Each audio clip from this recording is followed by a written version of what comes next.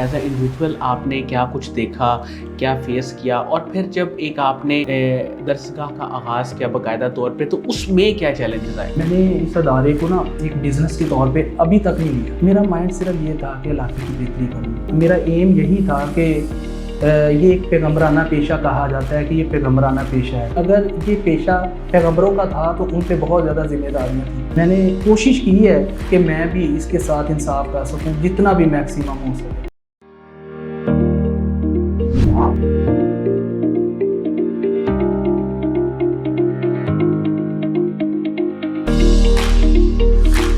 السلام علیکم ناظرین, شیئرنگ آف پروفیشنل وزڈم کے ساتھ میں ہوں آپ کا میزبان علی رحمان خالد. ناظرین, زندگی میں روشنی بنے اور سوچ بدلے گی تو پاکستان بدلے گا, اسی ٹیگ لائن کے ساتھ ہم ایک بار پھر حاضر خدمت ہیں. آج جو مہمان ہمارے ساتھ موجود ہیں وہ تقریباً پچھلے 20 سالوں سے شعبہ تعلیم و تدریس کے ساتھ وابستہ ہیں, اور گزشتہ 10 سالوں سے انہوں نے اپنے ایک سکول کے سیٹ اپ کا آغاز کیا. یہ چیئرمین ہیں لرنر سکول کے. آج ہم ان سے یہ جاننے کی کوشش کریں گے کہ انہوں نے ایجوکیشن سسٹم کو کیسے دیکھا, اس کے کیا مسائل ہیں, اور ان کا اس طرف رجحان یعنی اپنا سکول بنانے کا رجحان اپنے علاقے میں کب اور کیسے ڈیولپ ہوا, اور شعبہ تعلیم و تدریس میں ان کی جو اتنی دلچسپی ہے وہ کیوں ہے. السلام علیکم عاطف ادریس صاحب, کیسے ہیں آپ؟ وعلیکم السلام جی, الحمدللہ. سر ماشاءاللہ آپ بہت زبردست کام کر رہے ہیں. پہلے تو میں اس پہ آپ کو مبارکباد دوں گا, اور میں آغاز سر یہاں سے کرنا چاہوں گا کہ عام طور پہ لوگ جب بزنس کا سوچتے ہیں تو بہت سارے ڈفرینٹ آئیڈیاز ان کے ذہن میں آتے ہیں. کوئی آئی ٹی سے ریلیٹڈ, سافٹ ویئر ہاؤسز سے ریلیٹڈ, یا موسٹلی وہ ایسا کام سوچتے ہیں جس میں میکسیمم پروفٹ ہو.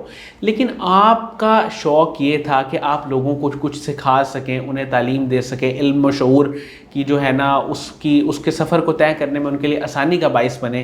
اسی سلسلے میں آپ نے لرنر سکول کا آغاز کیا. تو سر یہ آپ کا ذہن کب اور کیسے بنا؟ کیا اس کے پیچھے کوئی لوگ تھے جنہوں نے آپ کو موٹیویٹ کیا, یا خود سے ہی آپ کا یہ مائنڈ تھا؟ میں نے 2003 میں جب اپنا انٹر کمپلیٹ کیا تو جس طرح عموماً پاکستان میں ہوتا ہے کہ حادثاتی ٹیچر بن جاتے ہیں زیادہ تر لوگ.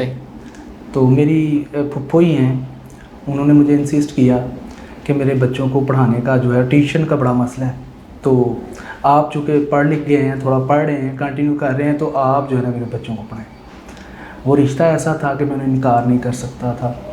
تو تب سے میں نے ایک ٹیوشن جو ہے وہ شروع کر لی گھر میں, کچھ ہوم ٹیوشنز بھی کرنا شروع کر دی, ساتھ میں میری اپنی اسٹڈی کنٹینیو رہی. اس کے بعد وقت گزرتا گیا. 2010 میں جب میں نے اپنی ٹیلی کمیونیکیشن میں ڈگری کمپلیٹ کی تو جاب کی تلاش میں جب نکلا, تو چونکہ جو اس وقت پاکستان کے حالات ہیں تقریباً ملتے جلتے حالات اب تھے, جابس تھیں ہی نہیں. بڑی مشکل سے مجھے یو فون میں جاب ملی. میں نے کچھ عرصہ وہاں پہ جاب کی, لیکن میں نے وہاں پہ اپنے آپ کو جب دیکھا کہ میں تو بائی ڈیفالٹ اس جاب کے لیے بنا ہی نہیں. صحیح. چونکہ پڑھاتے پڑھاتے یہ پیشہ ہی ایسا ہے ٹیچنگ کا کہ اس سے لگاؤ بہت ہو جاتا ہے. میں نے ڈیورنگ اپنی جو جاب ہے اس میں بھی میں نے ٹیوشن کو نہیں چھوڑا, میں پڑھاتا رہا بچوں کو. جب میں نے جاب میں دیکھا کہ یہاں پہ جو ہے وہ میں فٹ نہیں بیٹھ رہا, میں اسے پرسو نہیں کر پاؤں گا, تو پھر میں نے بہت سوچ بچار کر کے یہ ڈیسیجن لیا کہ میں جاب کنٹینیو نہیں کروں گا. میں نے ریزائن کیا. نو ڈاؤٹ پریشر تھا بہت فیملی سے بھی اور ویسے بھی میں ذہنی طور پہ, لیکن میں نے ایک سالڈ ڈیسیجن لیا کہ میں نے اس کو پرسو نہیں کرنا. اس کے بعد میں نے ٹیوشن جاری رکھی, اور میں نے 2 سے 2.5 سال تقریباً مختلف ادارے وزٹ کرنا شروع کر دیے ڈیلی بیسس پہ. تعلیمی ادارے مختلف ایجوکیشنسٹ سے ملنا شروع کر دیا, اسکالر سے ملنا شروع کر دیا. بچوں کے تعلیمی مسائل کو جو ہے وہ میں نے دیکھنا شروع کیا, پیرنٹس کے کیا مسائل ہیں, بچوں کے کیا مسائل ہیں, اور اداروں کے کیا مسائل ہیں. میرا مائنڈ تھا کہ میں ایک ادارہ ایسا بناؤں جس میں میں چونکہ رورل ایریا گجمتا جو ہے وہاں سے بلانگ کرتا ہوں, تو میں اپنے علاقے کی گرومنگ چاہتا تھا. وہاں پہ گنے چنے لوگ پڑھے لکھے تھے, میں چاہتا تھا کہ وہاں پہ لٹریسی ریٹ جو ہے وہ بہتر سے بہتر ہو. اور اس ویژن میں سب سے اہم بات یہ تھی کہ وہ ہم وہاں پہ بہت زیادہ پینگ لوگ نہیں تھے صحیح. اور ایجوکیشن کی اتنی امپورٹنس نہیں تھی. اب تو الحمدللہ بہت کچھ بہتر ہو گیا. تو یہ چیزیں تھیں ساری, اس وجہ سے پھر میں اس طرف جو ہے وہ موو ہو گیا. سر لرنر اسکول جو آپ جس کے اس پہ چیئرمین ہیں, اس کی کرنٹ ایکٹیویٹیز کیا ہیں؟ کون سی کلاس سے لے کے کس کلاس تک اس میں اسٹوڈنٹس آتے ہیں, اور کیا کور ویلیو یہ ایڈ کر رہا ہے لوگوں کی زندگی میں؟ دی لرنر اسکول میں بتاتا چلوں کہ جب میں نے یہ ادارہ بنایا تو وہاں پہ الحمدللہ سالہ سال سے اور بھی ادارے چل رہے تھے. تو میں نے یہ سوال میرے ذہن میں بھی آیا کہ لرنر اسکول میں ایسا کیا ہوگا کہ میرے پاس کوئی اپنا بچہ بھیجے گا پڑھنے کے لیے, کچھ نہ کچھ تو یونیکنیس ہونی چاہیے. تو دین جو ہے وہ میں نے کچھ چیزیں تھیں جو مطلب اس میں اڈاپٹ کی. میں نے جو ویڈیو بیس لرننگ ہے اس کو اس میں انوالو کیا. صحیح. جو دیگر اداروں کے پاس جو سلیبسز تھے وہ جسٹ ویسے ہی اورلی یا ریڈنگ کرنے کے حوالے سے تھے. چھوٹی جو فاؤنڈیشن کی کلاسز ہوتی ہیں ان میں بچوں کو میں نے دیکھا, ایکسپیریمنٹ بھی کیا کہ بچوں کو جب ویڈیوز کے ذریعے جو چیز سمجھائی جاتی ہے, اگر ایک بچہ ویسے 6 منتھ لیتا ہے تو ویڈیوز کے ذریعے وہ ود ان 1 اور 2 منتھ کے اندر وہ اس سے بھی زیادہ اتھینٹک طریقے سے وہ سیکھ جاتا ہے. تو میں نے وہ اس میں کیا تاکہ لوگوں کی اٹریکشن بنے. اور ویسے بھی جو کہہ لیں کہ پرانا طریقہ تدریس تھا ادارے وہ لے کے چل رہے تھے, میں نے جو نیو میتھڈولوجی تھی ٹیچنگ کی اس کو اڈاپٹ کیا. صحیح. اچھا سر مجھے یہ بتائیے گا کہ اس کے ویژن کے ساتھ ساتھ جب آپ نے یہ اسکول کا آغاز کیا اور اس بزنس میں آپ آئے تو آپ کو شروع میں کیا چیلنجز فیس کرنے پڑے؟ ایز اے انڈیویجول آپ نے کیا کچھ دیکھا, کیا فیس کیا, اور پھر جب ایک آپ نے درسگاہ کا آغاز کیا باقاعدہ طور پہ تو اس میں کیا چیلنجز آئے؟ پہلی تو بات یہ تھی کہ میں نے اس ادارے کو نا ایک بزنس کے طور پہ ابھی تک نہیں لیا. صحیح. میرا مائنڈ صرف یہ تھا کہ علاقے کی بہتری کروں. ٹھیک ہے مالی معاملات بھی زندگی میں ضروری ہیں, لیکن جو تھا نا میرا ایم یہی تھا کہ یہ ایک پیغمبرانہ پیشہ کہا جاتا ہے کہ یہ پیغمبرانہ پیشہ ہے. اور جب یہ بات میں نے سوچی تو اس میں مجھے ایک چیز ذمہ داری کا احساس بہت زیادہ ہوا کہ اگر یہ پیشہ پیغمبروں کا تھا تو ان پہ بہت زیادہ ذمہ داریاں تھیں. تو نو ڈاؤٹ وہ تو اللہ کے بڑے قربت والے لوگ تھے. تو میں نے کوشش کی ہے کہ میں بھی اس کے ساتھ انصاف کر سکوں جتنا بھی میکسیمم ہو سکے. تو یہ جو چیز ہے میں نے اس طرح سے کنٹینیو کی ہے. تو اچھا سر کریکولم کی اگر ہم بات کریں تو مجھے تھوڑا سا یہ بتائیے گا کہ اس وقت جو ہمارا کریکولم ہے, جو بکس ہیں, کیا آپ اس سے سیٹسفائیڈ ہیں, اور اگر اس میں کوئی امینڈمنٹ چاہتے ہیں یا کوئی تبدیلی چاہتے ہیں تو وہ کیا ہونی چاہیے؟ میں نے جب مطلب ادارہ اوپن کرنا تھا تو میں نے ڈفرینٹ ادارے پھرے, جا کے انالیسس کیے, ان کے سلیبسز دیکھے. ہر ادارے میں کچھ اچھی چیزیں تھیں, کچھ جو میرے ٹیسٹ کے مطابق نہیں تھی, جو میری سمجھ میں نہیں آئیں. تب بہت مشکل تھا. اب تو الحمدللہ یہ یکساں نصاب والا بڑا بہتر ہو گیا ہے. مطلب 70 to 80% اس میں بہتری ہے, اور بہتری کی گنجائش تو ہر جگہ پہ رہتی ہے. تو کچھ چیزیں ہیں جو بہتری کی گنجائش ہے. انشاءاللہ پوری امید ہے کہ with the passage of time وہ بھی جو ہے وہ بہتر ہو جائے گی, لیکن پہلے سے کافی بہتر ہے. صحیح. اچھا سر آپ کی انسپریشن کون تھا جب آپ نے ظاہر اتنا بڑا فیصلہ کیا؟ بہت سارے لوگ ایسے بھی ہوں گے جنہوں نے آپ کو کہا ہوگا کہ یہ تم کس چکر میں پھنس رہے ہو, سکولز میں عام طور پہ اتنی ارننگ نہیں ہوتی. تو کیا ایسا کوئی چیلنج فیس کیا, اور سپورٹ کس نے کیا؟ چیلنج دیکھیں جی, زندگی میں ایشوز تو بہت ہوتے ہیں ہر کسی کی. Life is not a bad of roses. تو میرے ساتھ بھی کچھ ایسا ہی تھا, لیکن میرے والد صاحب جو ہیں بہت, والدین بہت سپورٹیو رہے. میں آپ کو ایک چھوٹا سا واقعہ کوٹ کرتا ہوں کہ جب میں جاب کی تلاش میں تھا تو میرے والد صاحب کے پاس ان کے ایک دوست آئے ملنے, میں ان کا نام نہیں کوٹ کروں گا. تو ان سے جب میری ملاقات ہوئی تو ڈرائنگ روم میں بیٹھے تو میرے والد صاحب چونکہ تھوڑا پریشان تھے مجھے بھی لے کر کے کہ جاب جو ہے وہ جلدی نہیں مل رہی, پڑھ گیا بچہ تو چلیں. ان سے بھی بات کی تو انہوں نے کہا یار بچہ آپ کا تو ماشاءاللہ ہینڈسم ہے, ٹھیک ٹھاک ہے, اس کو تھوڑی بہت رشوت دے کے تو اس کو لگائیں. نہیں لگاتا تو مجھے بتائیں, میں لگواتا ہوں. کوئی 2-2.5 لاکھ اس وقت دیتے ہیں تو لگوا دیتے ہیں, کیونکہ چلتا ہے ہمارے, مطلب اس طرح کا اس وقت تھا سی. تو میں چپ کر کے بیٹھا رہا. میں پھر اس کے بعد چلا گیا. میرے والد صاحب نے نا کوئی بات نہیں کی, اور جب وہ چلے گئے تو تب مجھے بلایا اور مجھے کہتے کہ بیٹا میں اگر آپ کی ایجوکیشن پہ پیسہ لگا سکتا ہوں نا تو یہ رشوت کا بھی میں دے سکتا ہوں، لیکن میں دوں گا نہیں، کیونکہ میں نہیں چاہتا، میں آپ کی آخرت خراب نہیں کرنا چاہتا کہ رشوت پہ آپ کو دے کے لگوا دوں تو آپ کی ارننگ کبھی بھی وہ حلال نہیں ہوگی. صحیح. تو یہ مجھے ان کی بڑی اچھی بات لگی. پھر انہوں نے مجھے یہ کہا کہ آپ نے بیٹا جو بھی چاہیے ہوگا نا مجھے بتا دیجیے گا بلا جھجک. اچھا وہاں سے موٹیویشن ملی. پھر ان دنوں قاسم علی شاہ صاحب بڑا ان ہو رہے تھے، مطلب ملٹی میڈیا پہ بڑی ان کے لیکچر وغیرہ وہ بھی میں نے سننا شروع کیے. اور ان کی ایک بات آج بھی جو میرے دل پہ اثر کر گئی، وہ ابھی تک میں بلکہ بہت سارے لوگ اس کو فالو کرتے ہیں کہ اگر آپ کا پروفیشن اور پیشن ایک ہو جائے نا تو اس جیسی بات کوئی نہیں. تو میں نے اس بات کو بھی مد نظر رکھتے ہوئے ایون جب میں نے ریزائن کیا تو اس کے پیچھے یہ والے جو انہوں نے مطلب اپنا کوڈ کیا ہوا تھا کال، یہ مجھے بہت اس نے سہارا دیا اور میں نے فوراً ریزائن کیا اور اس کے بعد الحمدللہ میں کنٹینیو کرتا ہوں.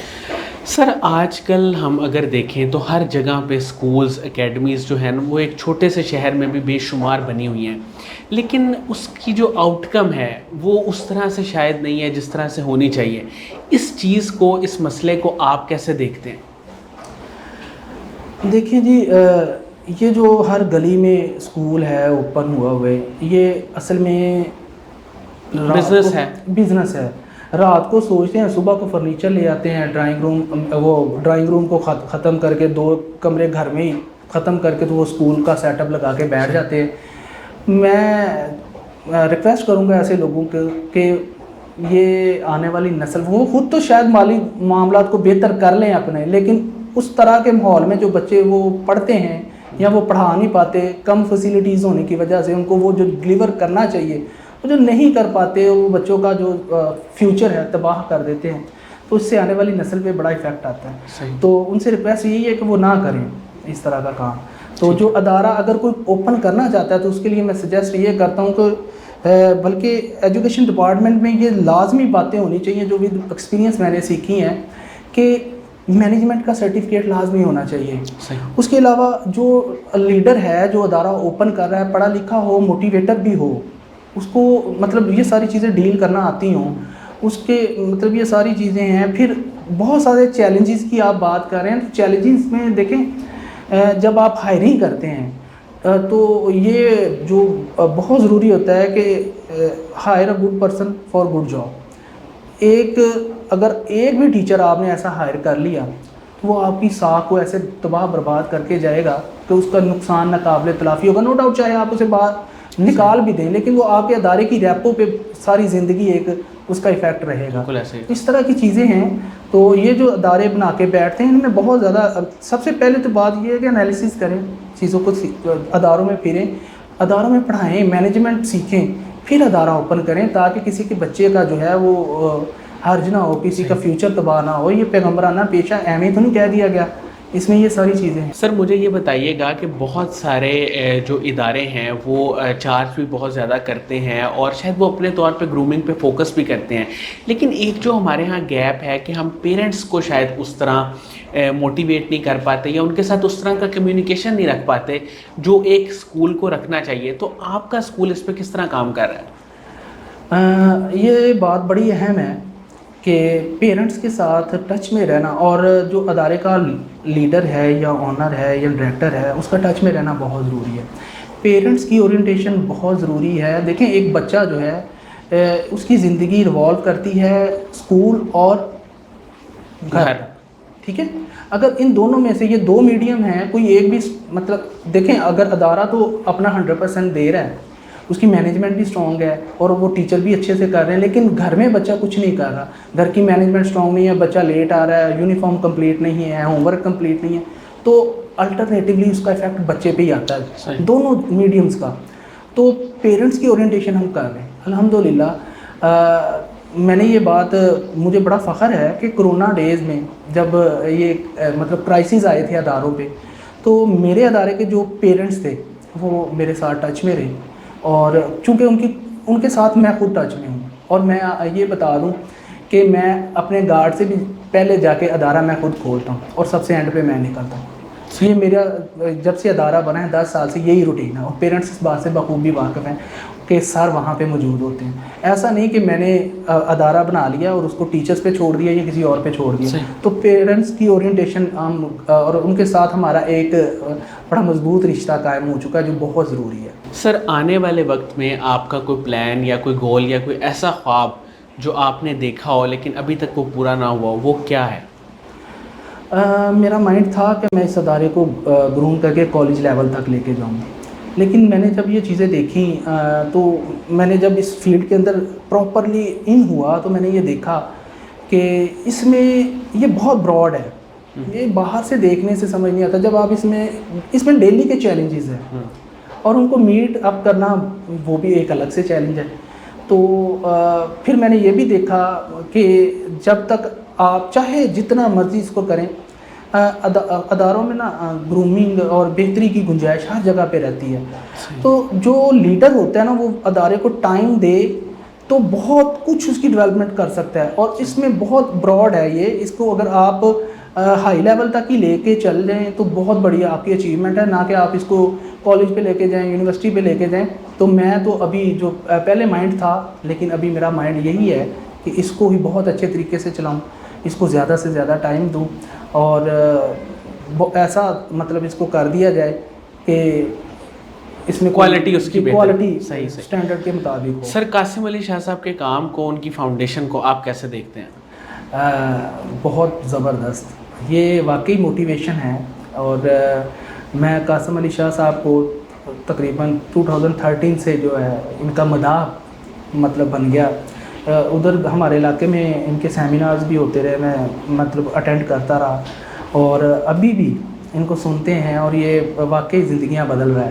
ایسا نہیں ہے کہ یہ مطلب بہت دیکھیں پاکستان میں تو یہ کنسیپٹ ہی نہیں تھا. ہمیں تو کسی نے گائیڈ لائن ہی نہیں دی کہ آپ اپنا کون سا فیلڈ چوز کر سکتے ہیں, موٹیویشن کس طرح سے لے سکتے ہیں, کس طرف کو جا سکتے ہیں. یہ قاسم علی صاحب کی مرہون محنت ہیں, ساری چیزیں انہوں نے بہت محنت کی ہے اس میں. بہت بہت شکریہ عاطف ادریس صاحب, آپ نے ہمارے لیے ٹائم نکالا. ناظرین مجھے امید ہے کہ ان کی گفتگو سے آپ نے بہت کچھ سیکھا ہوگا اور خاص طور پہ جس طرح یہ محنت کر رہے ہیں اور ایک اچھے اور نیک جذبے کے ساتھ اپنے اسکول میں کام کر رہے ہیں وہ یقیناً وہ بھی آپ کو ان کی گفتگو میں نظر آیا ہوگا. اس کے ساتھ ہی اجازت دیجیے, اپنا بہت ہی خیال رکھیے گا. انشاءاللہ دوبارہ حاضر ہوں گے ایک نئے انٹرویو کے ساتھ. تب تک کے لیے اللہ حافظ.